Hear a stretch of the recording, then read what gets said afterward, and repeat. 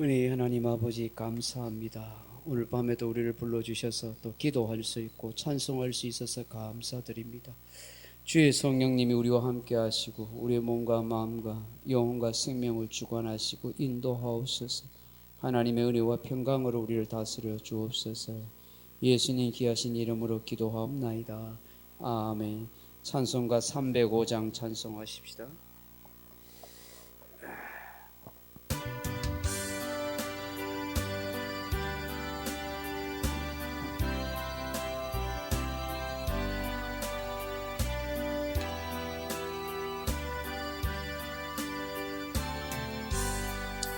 나 같은 죄인 살리신 주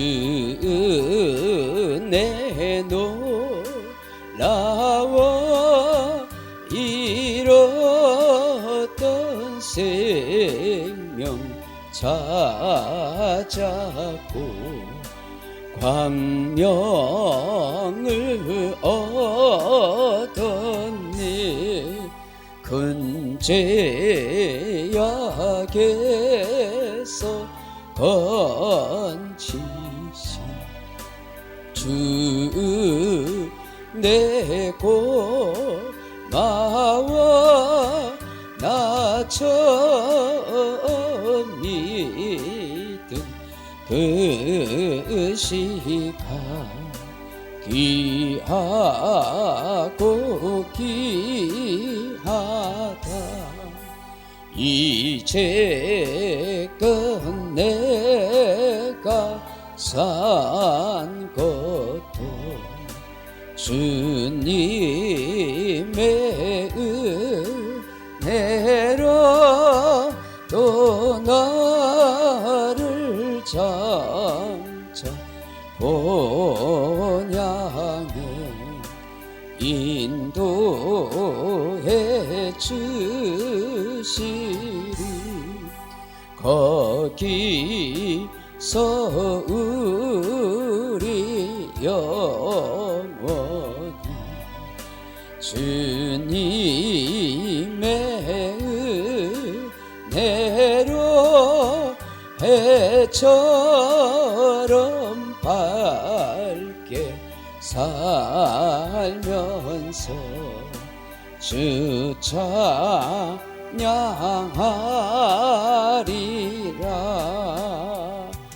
아멘.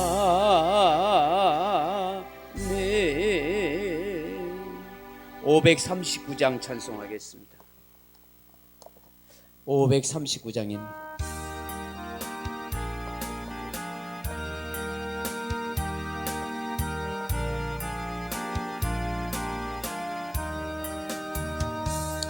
너 예수께 조용히 나가 내 모든 짐 내려놓고 주 십자가 사랑을 믿어 제사함을 너 받으라. 주 예수께 조용히 나가 내 마음을 쏟아놓으라. 늘은 미리 보시는 주님 큰 은혜를 베푸시리. 주 예수의 은혜를 입고 내 슬픔이 없어지리. 내 이웃을 늘 사랑하여 너 받은 것 거저주라. 주 예수께 조용히 나가 내 마음을 쏟아놓으라. 늘은 미리 보시는 주 큰 은혜를 베푸시리. 주 예수를 친구로 삼아 늘 내 옆에 모시어라. 그 영원한 생명샘 물에 내 모른 목 죽이어라.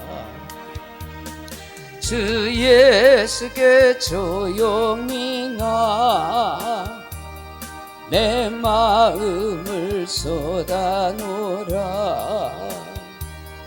늘 은밀히 보시는 주 그 은혜를 베푸시리. 너 주님과 사귀어 살며 새 생명이 넘치리라.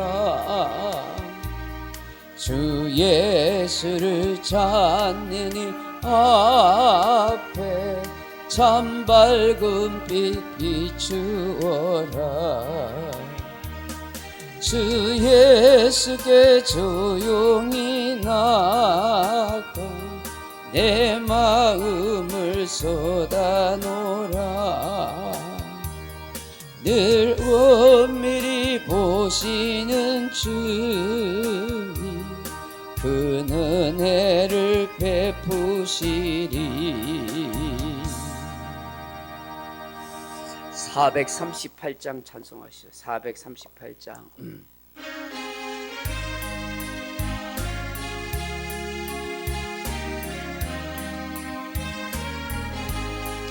내 영혼이 은총이 보증한 채 지웠고 보니 슬픔 많은 이 세상도 천국으로 하도다. 할렐루야 찬양하세. 내 모든 죄 사함받고 주 예수와 동행하니 그 어디나 하늘나라. 주의 얼굴 뵙기 전에 멀리 뵈던 하늘나라. 내 마음속에 이루어지니 날로 날로 가깝도다. 할렐루야 찬양하세. 내 모든 죄 사함받고 주 예수와 동행하니 그 어디나 하늘나라. 높은 산이 거친 들이 조막이나 궁궐이나 내 주 예수 모신 곳이 그 어디나 하늘나라. 할렐루야 찬양하세. 내 모든 죄 사함받고 주 예수와 동행하니 그 어디나 하늘나라. 아멘. 390장 찬송하십시다. 390장.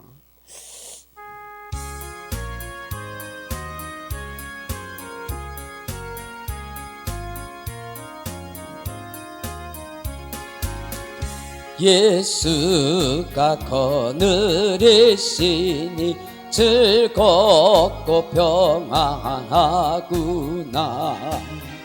주야의 자고 깨는 것 예수가 거느리시네.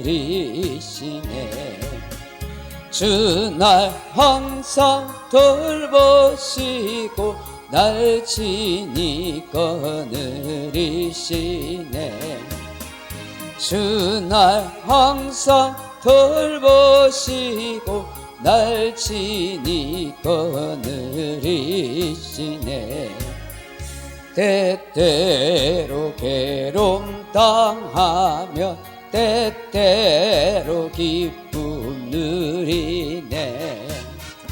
풍파 중에 지키시고 평안히 인도하시네. 주 날 항상 돌보시고 날 친히 거느리시네.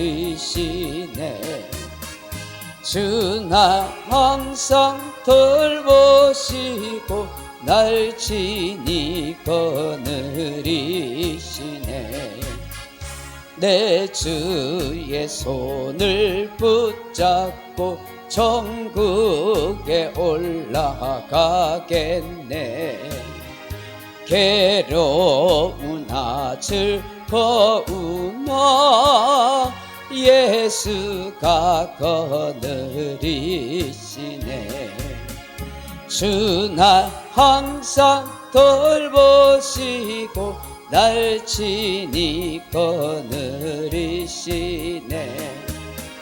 주 날 항상 돌보시고 날 친히 거느리시네.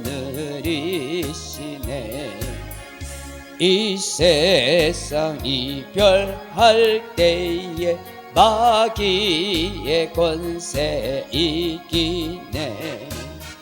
천국에 가는 그 길도 예수가 거느리시네. 주 날 항상 돌보시고 날 친히 거느리시네. 주 날 항상 돌보시고 날 친히 거느리시네. 아멘.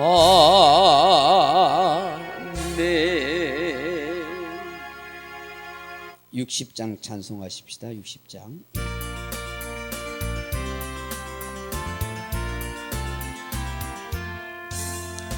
영혼의 햇빛 예수님 가까이 비춰주시고 이 세상 구름 일어나 가리지 않게 하소서. 이 눈에 단자 오기 전 고요히 주를 드리며 구주의 품에 안기니 한없이 평안합니다.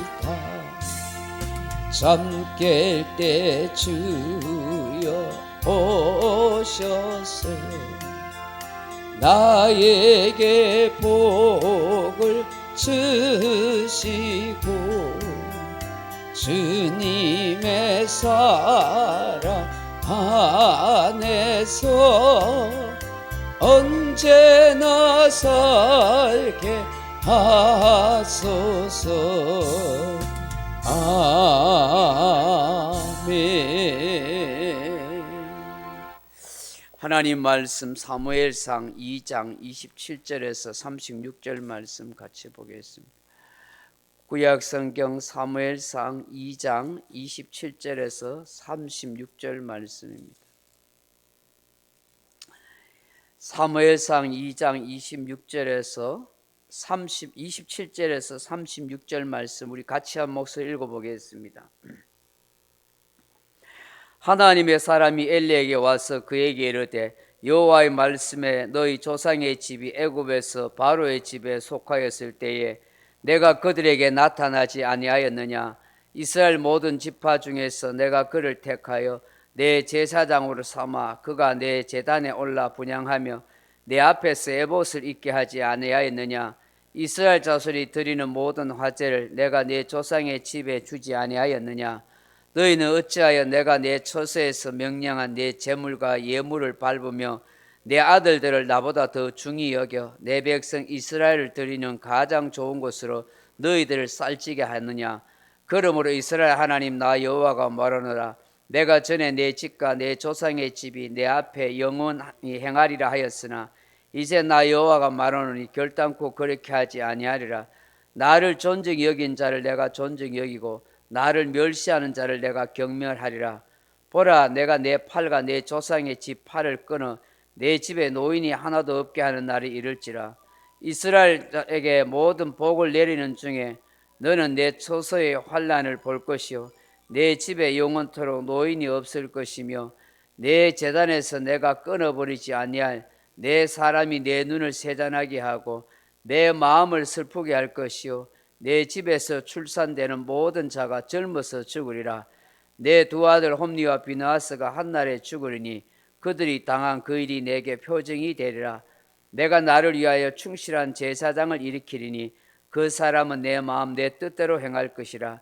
내가 그를 위하여 견고한 집을 세우리니 그가 나의 기름 부음을 받은 자 앞에서 영구히 행하리라. 그리고 내 집에 남은 사람이 각기 와서 은 한 조각과 떡 한 덩어리를 위하여 그에게 엎드려 이르되 청하노니 내게 제사장의 직분 하나를 맡겨 내게 떡 조각을 먹게 하소서 하리라 하셨다 하니라. 아멘. 사랑하는 성도 여러분, 본문의 말씀을 읽으면서 무슨 생각이 드십니까? 어떤 마음이 생깁니까? 안타까운 마음이 들지요. 그러면서 두려운 생각도 찾아옵니다. 누구 하나 자신의 신앙뿐만 아니라 자녀의 신앙에 대해서 자신 있게 말할 수가 없기 때문입니다. 오늘 본문에서 가장 중요한 키포인트의 구절을 찾으려고 한다면 30절 하반절에 나를 존중히 여기는 자를 내가 존중히 여기고 나를 멸시하는 자를 내가 멸시하리라 하는 말씀입니다. 그리고 또 한 구절은 35절에 내가 나를 위하여 충실한 제사장을 일으키리니 하는 말씀입니다. 이 말씀을 중심으로 본문에서 우리에게 알게 하시고 깨닫게 하시는 말씀을 함께 생각해 보려고 합니다. 어느 날 하나님의 사람이 엘리 제사장을 찾아옵니다. 아마도 하나님께서 선지자를 보내신 것 같습니다. 오랫동안 참고 계시다가 도저히 안 되겠다 싶어서 이 선지자를 보냈습니다. 더 이상 하나님의 영광이 추락되어서는 안 되겠다. 더 이상 이스라엘 백성들에게 죄를 짓게 해서는 안 된다 하는 생각으로 하나님이 보내신 것입니다. 그 하나님의 사람이 이 엘리 제사장에게 찾아와서 어떤 말씀을 하십니까? 그 첫째로는 특별히 제사장 가문으로 택함과 은총 받았음을 기억하라고 그렇게 말씀합니다. 여러분 27절 28절을 보시면 애굽에서 종살이 할 때를 언급합니다. 하나님께서 모세에게 나타나시고 또 출애굽한 후에 광야에 임재하셨습니다.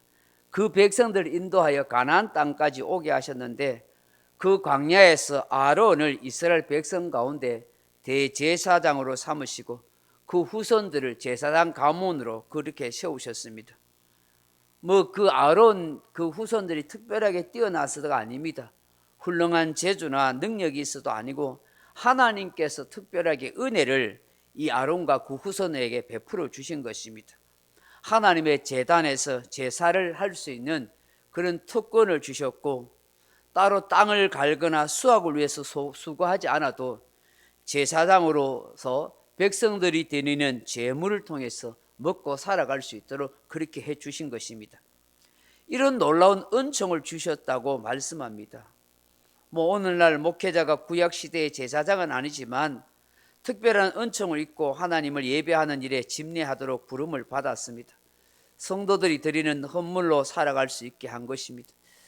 그러므로 늘 하나님의 택하심과 은총에 더욱 감사하고 하나님을 더 잘 섬기고 살아야 하는 것입니다.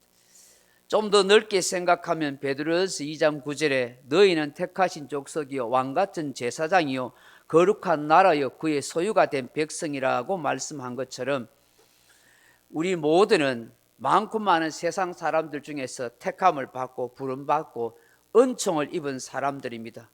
그리고 하나님의 교회의 영광스러운 귀한 직분으로 하나님의 집과 하나님의 교회를 섬길 수 있도록 해 주셨습니다. 그렇기 때문에 누구보다도 하나님을 잘 경외하면서 무한 은혜에 감사하며 살아야 한다 하는 것입니다. 그런데 어떻습니까? 우리 자신들의 신앙이 한결같습니까?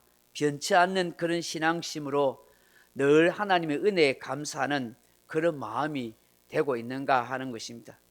사실 이것이 저의 고민이고 여러분들의 고민이기도 하는 것입니다. 우리가 정말 간절히 구해야 할 신앙 자세가 아닙니까?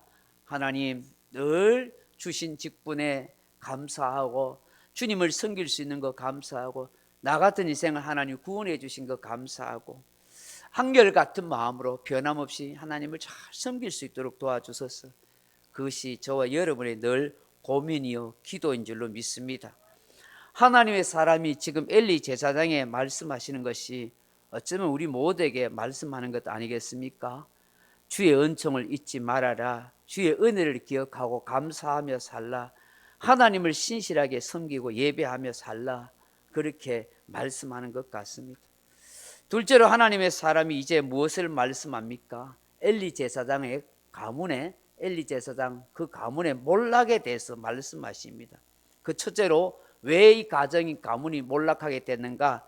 자녀의 교육과 신앙 훈련을 제대로 시키지 않는 것에 대해서 책망을 하는 것입니다. 여러분 29절을 보십시오.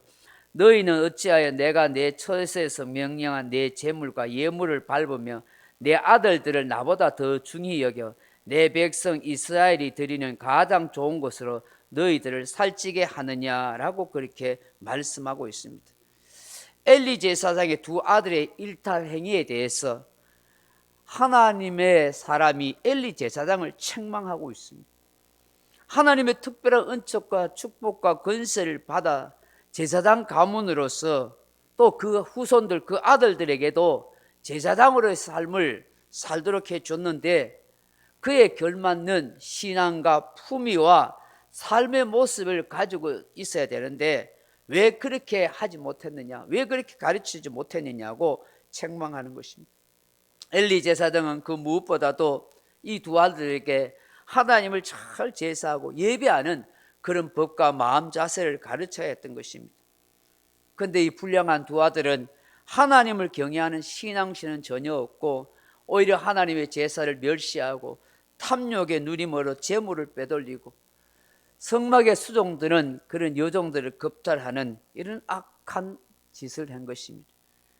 이 하나님의 사람이 뭐라고 말합니까? 엘리 제사장에게 너는 하나님보다 아들들을 더 중히 여겼다고 그렇게 책망하고 있는 것입니다. 두 아들이 이렇게 된 거 엘리 제사장 결코 너의 책임이 가볍지 않다라고 말씀하는 것입니다. 엘리 제사장이 자녀 교육에 무관심했던 것 같습니다. 그것만은 안 나와 있어서 모르겠지만 어쨌든 간에 제사장으로서 그 아들 제사장의 사명을 감당하도록 훈련을 시키지 못한 거예요. 물론 인간의 타락한 심성과 부패한 마음이 있기도 하지만 그럼에도 불구하고 일찍이 어려서부터 제사장으로서의 위치와 마음 자세를 가져야 할 그런 신앙 교육을 단단히 훈련하고 시켰더라면 이렇게 배역하고 파렴치한 불량한 인생이 되었겠느냐 하는 것이죠. 이미 타락하고 부패할 대로 부패해버린 이 아들들에게 아무리 타일러 보지만 때는 이미 늦은 것입니다. 새삼 벌어 여든 간다는 말이 있듯이 일찍 어릴 때부터 잘못된 것을 교정해야 사람이 바로 되는 것입니다. 바늘도둑이 소도둑 된다는 말도 바로 그와 같은 이치가 아니겠습니까? 하나님께서 성경을 통해서 우리에게 자녀들을 가르치는 원리가 무엇입니까? 신명기 6장 6절에 보면 오늘 내가 내게 명하는 이 말씀을 너는 마음에 새기고 내 자녀에게 부지런히 가르치며 집에 앉았을 때든지 길에 갈 때든지 누워 있을 때든지 일어날 때든지 이 말씀을 강론할 것이며 라고 하십니다. 에베소서 6장 4절에 또 아비들아 너희 자녀를 노엽게 하지 말고 오직 주의 교훈과 훈계로 양육하라고 말씀합니다. 심지어 잠언서에는 이런 말씀을 하고 있습니다. 잠언 22장 15절에 아이의 마음에는 미련한 것이 얽혔으나 징계하는 채찍이 이를 멀리 쫓아내리라. 잠언 23장 13절에는 아이를 훈계하지 아니하려고 하지 말라. 채찍으로 그를 때릴지라도 그가 죽지 아니하리라. 내가 그를 채찍으로 때리면 그의 영혼을 스올 음부에서 구원하리라. 그렇게 말씀합니다. 잠언 29장 15절에는 채찍과 꾸지람이 지혜를 주거늘 임으로 행하게 버려둔 자식은 의미를 욕되게 하느니라고 말씀합니다. 오늘날 이 말씀대로 하면 아동학대니 아동인권유린이 하여 아마 고발당할 것입니다. 여러분, 이 말씀들을 어떻게 이해할까요? 어떻게 적용해야 하겠습니까? 아이들을 학대하거나 모질게 다뤄서는 안 되겠지만 그렇던 행동들을 어릴 적부터 바로 잡아주거나 가르쳐 줘야 한다 하는 것입니다. 특별히 하나님을 경외하는 신앙심을 처음부터 계속해서 잘 가르쳐 주고 그렇게 본보기 돼야 되는 것입니다. 이 자녀뿐만 아니라 초신자도 마찬가지입니다. 우리 교회에 혹시 초신자가 오고 또 그래 하면은 그분들에게 처음부터 바른 신앙을 잘 가르쳐 주고 우리가 본이 되어야 그 사람이 그 가르침을 받고 그 본을 보고 바른 신앙을 가지게 되는 것입니다.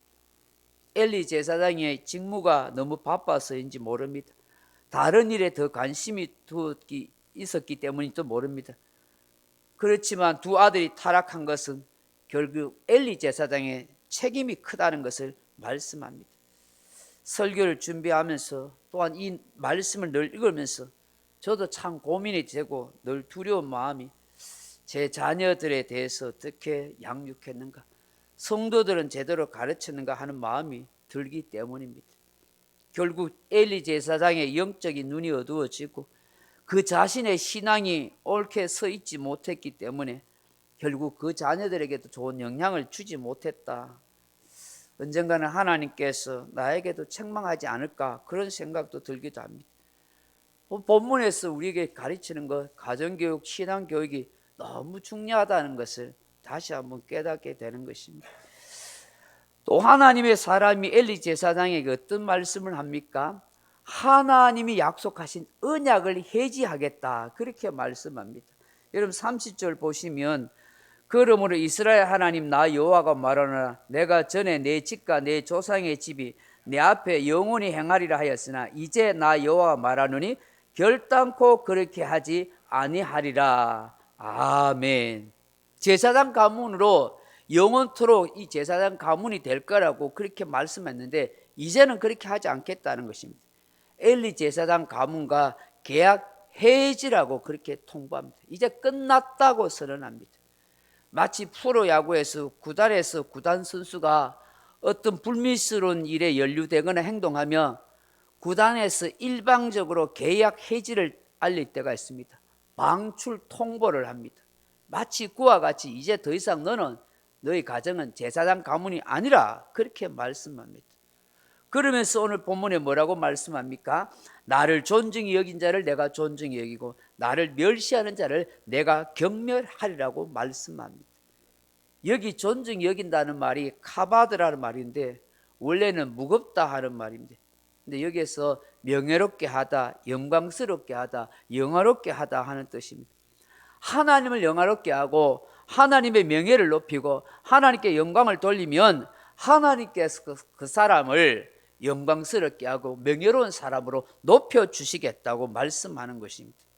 그런데 하나님을 멸시하면 하나님께서 그 사람을 경멸하리라, 그렇게 말씀합니다.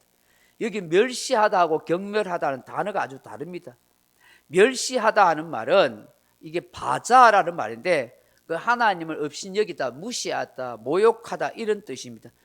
그런데 경멸하다는 말은 카랄이란 말인데 비천하게 만들다, 보잘것없게 만들다, 저주스럽게 만들다, 그 얘기입니다. 그게 뭐냐 하니까 하나님을 무시하고 하나님께 모욕하면 하나님이 그 사람을 저주해 버리겠다, 그렇게 말씀하는 것입니다. 이것을 지금 하나님이 엘리 제사장에게 그렇게 말하는 것.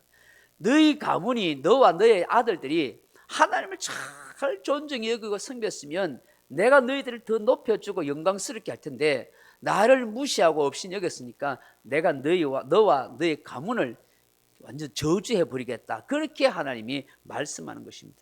여러분 이게 얼마나 두렵고 무서운 말씀입니까? 사람은 심은 대로 거둡니다. 무엇을 심든지 그대로 거두는 것입니다. 잠언 8장 17절에 보면 이런 말씀 나오지 않습니까? 나를 사랑하는 자가 나의 사랑을 잊고 나를 간절히 찾는 자가 나를 만날 것이니라. 그러니까 하나님을 사랑하면 하나님이 사랑해 주신다는 거예요. 그러니까 이심전심이에요. 이심전심. 하나님도 이심전심이에요. 그죠? 우리가 인격을 가졌기 때문에 누군가가 나를 인정하고 사랑하면 나는 그 사람을 사랑하고 인정하잖아요. 그죠?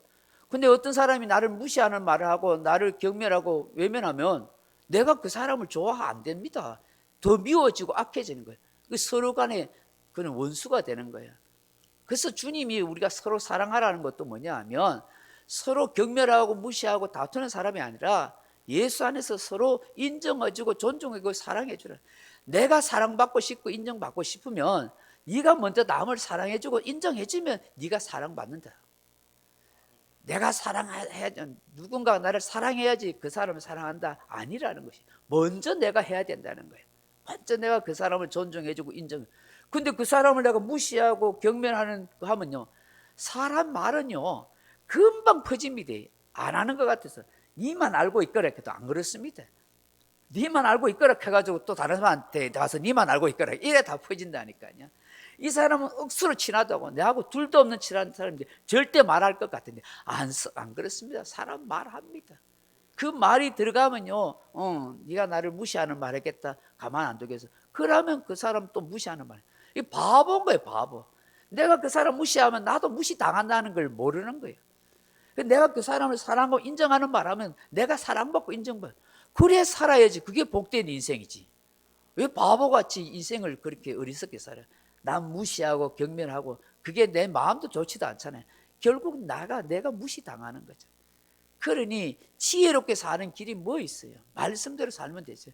인정해주고 존중해주고 사랑해주면 다 나중에 남이 그 사람이 몰라도 다 알게 돼주고요. 다 남한테 인정받고 존경받는다. 여러분 기억하세요. 남한테 흉막 보잖아요. 그 듣는 사람이 어떻게 생각하냐면 나중에 저 사람은 다른 사람한테 가서 내 흉 보지 않을까 그런 의심할 수 있다니까요. 다른 사람이 흉 보는데 내하고 사이 안 좋아졌을 때 혹시 기분 나쁠 때 언제든지 흉 보지요. 흉 왜 안 봐요 사람이요. 흉 봅니다. 당연한 거예요 그 인간이. 그러니까 흉 보는 사람하고 가까이 하면은 당하는 거예요 자기도. 하나님도 마찬가지 인격적인 분이잖아요. 하나님을 찬양하고 존중하고 인정하면 하나님이 그 사람을 높여주고 인정하는 거예요. 하나님 무시하면 하나님 아예 저주해버리죠. 그 엘리 제사장 가문을 통해서 그 말씀하는 거예요. 네가 하나님 사랑하면 사랑받을 것이다. 결국 엘리 제사장과 두 아들은 하나님께 영광을 돌리고 하나님 앞에 아름다운 인생을 결국 살지 못했잖아요. 그렇게 살았으면 얼마나 복된 가문이 되겠어. 그래 못 사니까 이 가문이 쑥대밭이 되잖아요. 셋째도 하나님의 사람이 엘리 제사장이 하는 말이 뭐예요? 엘리 제사장 가문에 심판과 저주가 임한다는 거예요. 31절 이하에 보십시오. 그 엘리 제사장 가문에 임한 저주가 뭐예요? 보라, 내가 내 팔과 내 조상의 집 팔을 끌어 내 집에 노인이 하나도 없게 하는 날이 이를지라. 이게 뭔 말이에요? 단명하는 집안이 된다는 거예요. 이건 장수가 복이잖아요. 근데 엘리 제사장 집에는 젊어서 사람들이 다 죽게 된다는 것입니다. 또 32절 보십시오. 이스라엘에게 모든 복을 내리는 중에 너는 내 초소의 환난을 볼 것이요 내 집에는 영원토록 노인이 없을 것이며 했어요. 노인이 없을 건데 32절은 뭐냐? 환난을 볼 거래요. 이스라엘 백성들에게는 다 하나님이 복을 내려주시는데 제사장 가문에는 환난이 있을 거라는 거예요. 여러분 오히려 제사장 가문이 더 복을 받고 잘 돼야 모델이 되고 존경이 되는데 제사장 가문이 완전히 환난이 있고 이스라엘 백성들이 더 잘 되고 복된다는 거예요. 그 비교가 당하면 얼마나 수치스럽고 고통스럽겠어요. 누구보다도 제사장 가문이 잘 돼야 되는데 아이고 저 하나님 잘 섬기는 제사장 가문이 오히려 망해버렸네. 젊어서 전부 다 죽어버렸네. 이렇게 비난을 듣게 될 때 힘들다는 것이죠. 33절에 또 뭐라고 말씀합니까? 내 제단에서 내가 끊어버리지 아니할 내 사람이 내 눈을 세잔하게 하고 내 마음을 슬프게 할 것이요 내 집에서 출산되는 모든 자가 젊어서 죽으리라. 아멘. 계속해서 반복해서 말하잖아요. 젊어서 죽는다는. 그래서 너희 집안에 풍비박산이 된다는 거예요. 제사장의 눈을 세잔하게 하고 마음을 슬프게 한다는 게 이 말이 뭐예요? 슬픔의 눈물이 마를 날이 없고 늘 괴로운 심정과 곡하는 일이 그 집안에 늘 있다는 거예요. 여러분 이게 얼마나 비참해. 제사장 가문에서 늘 기쁨과 영광과 즐거움이 있어야 되는데 그런 건 하나도 없고 늘 눈물 많은 세상의 삶이 된다는 거예요. 그리고 34절에 뭐하라고 그래요? 내 두 아들 홈리와 비느하스가 한날에 죽으리니 그들이 당한 그 일이 내게 표징이 되리라. 아멘. 두 아들 한꺼번에 다 죽을 것이다. 이게 표징이 되었어. 내 말한 대로 그대로 다 될 거다. 그렇게 말씀하십니다. 그러면서 35절에 뭐라고 말해요? 제사장직을 다른 사람에게 넘겨줄 거라. 그렇게 말씀합니다. 35절에 보면 내가 나를 위하여 충실한 제사장을 일으키니 그 사람은 내 마음 내 뜻대로 행할 것이라. 내가 그를 위하여 견고한 집을 세우리니 그가 나의 기름 부음을 받은 자 앞에서 영구히 행하리라. 아멘. 제사장직을 빼앗기가 다른 사람이 가져간다는 거. 그게 누구겠어요? 그게 누구겠어요? 바로 사무엘은 사무엘. 이 충실한 제사장이란 말이 코헨 네에만이라는 이 원어 단어인데 성실하고 신뢰할 만한 제사장이라는 거예요. 아주 성실하고 하나님이 믿을 만한 그런 제사장이라는 거예요. 그 제사장이 바로 누구냐? 사무엘의 사무엘. 사독 제사장 가문이 되고 더 나아가서 영원한 대제사장이신 예수 그리스도를 가리키는 것이죠. 그뿐만이 아니라 또 하나님의 사람이 뭐라고 말씀합니까? 36절에 보면 그리고 내 집에 남은 사람이 각기 와서 은 한 조각과 떡 한 덩이를 위하여 거기에 엎드려 이르되 청하노니 내게 제사장 직분 하나를 맡겨 내게 떡 조각을 먹게 하소서 하리라 하셨다 하니라. 아멘. 이 뭔 말이에요? 피를 먹을 인생이 된다는 거예요. 그 가정이, 엘리 제사장 가정이 피를 먹는 비참한 가난한 인생이 된다. 제사 직분 하나 줘가지고 떡이라도 하나 먹게 해주세요. 이 얼마나 불쌍하고 비참한 인생입니까? 한순간에 이렇게 비참한 나락으로 떨어지는 이런 엘리 제사장 가문인 것입니다. 엘리 제사장은 자신뿐만 아니라 두 아들들을 제대로 신앙교육 시키지 못한 연유에서 이렇게 비참한 저주스러운 말씀을 들어야 했던 것입니다. 너무나 비교가 되지 않습니까? 사무엘 가정과 그지요? 여러분, 오늘 우리가 본문에서 깨닫고 기도해야 할 게 뭐겠습니까? 우리의 예배 생활이나 삶 속에서 하나님을 높이고 경외하는 신앙심을 잘 가져야 한다는 것입니다. 더 나아가서 우리들의 자녀들에게 또 연약한 신자들에게 세상 사람들에게 좋은 신앙생활의 모델이 되어야 되고 참된 모습으로 가르쳐야 한다는 것이죠.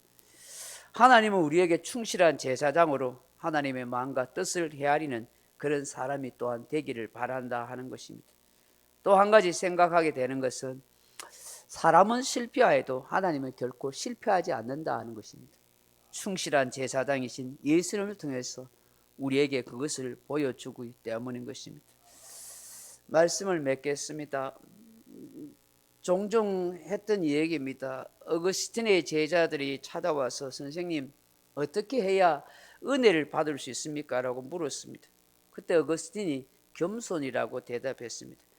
계속해서 제자들이 큰 은혜를 받을 수 있는 두 번째 비결, 세 번째 비결이 무엇입니까? 라고 했을 때도 한결같이 겸손이라 했습니다.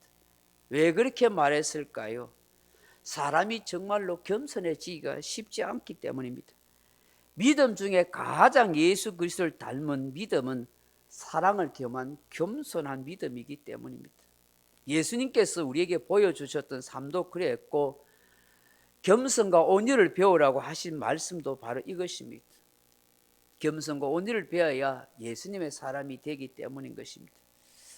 갤럽 조사에 의하면 이 종교 분석을 했는데 한국 종교가 계속해서 실망을 주어 점점 종교로부터 등을 돌리고 있다고 합니다. 갈수록 불신과 실망을 많이 한다고 합니다. 그런데 더 심각한 것은 종교를 가진다면 어떤 종교를 가지겠냐 하는 질문에 불교보다도 가톨릭보다도 개신교가 훨씬 더 낮았다는 것입니다. 우리 기독교가 제대로 본입되지 못한 것 같습니다. 사랑으로 섬기는 일이 적고 마음이 겸손하지 않는 까닭이 아닌가 싶습니다. 예수님이 원하시는 참 모습이 회복돼야 되고 그 누군가가 아니라 나 자신부터 우리 자신부터 새롭게 변화되어야 한다 하는 것입니다. 오늘 이 말씀을 다시 한번 묵상하고 가슴에 새기면서 하나님 앞에서 충실한 제사장의 삶을 사는 우리의 모습이 되게 해달라고 같이 기도할 수 있기를 주님의 이름으로 축복합니다. 우리 찬송가 315장 찬송 같이 하겠습니다.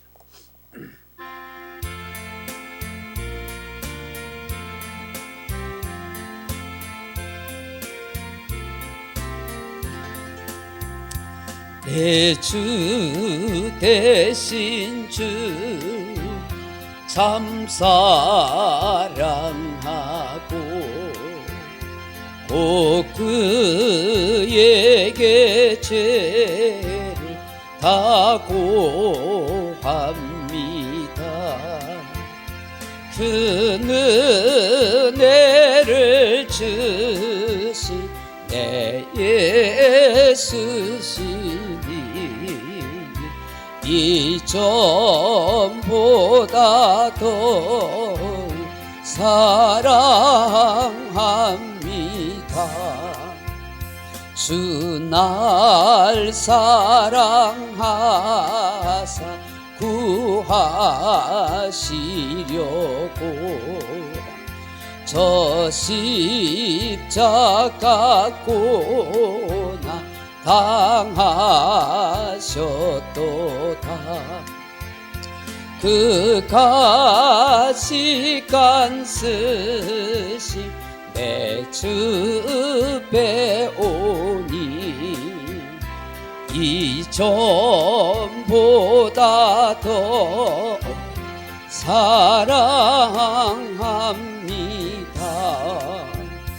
내 평생의 인생 그 큰 의무는 주 예수의 덕을 늘 기림이라.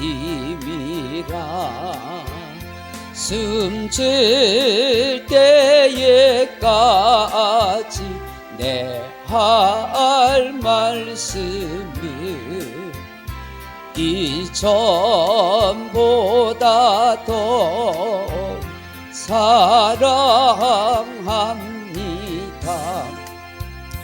큰 영광의 나라 나 들어가서 그 풍성한 은혜 늘 감사하리.